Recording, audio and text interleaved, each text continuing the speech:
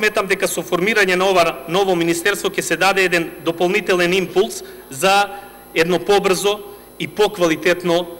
унапредување на нивните права. На сите народи, вклучително, значи, не само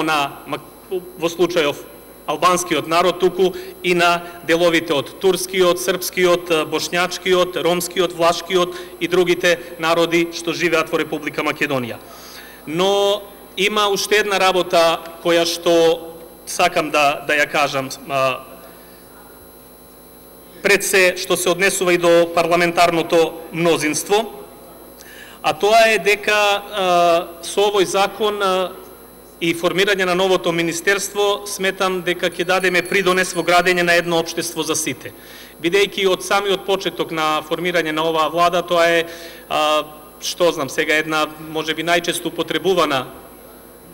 реченица, едно општество за сите, и од причина што во владата на Република Македонија имаме функционери, односно министри, заменици министри, државни секретари од сите етнички заедници, освен од бошњачката заедница. Јас ова сега што го спомнав го кажав и кога се формираше, можеби некој ќе се сети, можеби и не,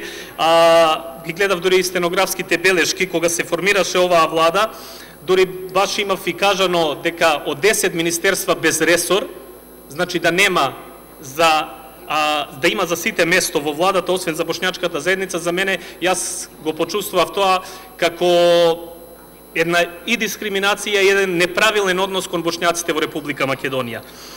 И тогаш, истото го кажав и сега тврдам, дека има и соодветни и квалитетни кадри помеѓу бошњаците кои може да ги вршат највисоките функции во оваа држава, вклучително министер или заменик министер, државен секретар во министерството кое што предлагаме да се формира.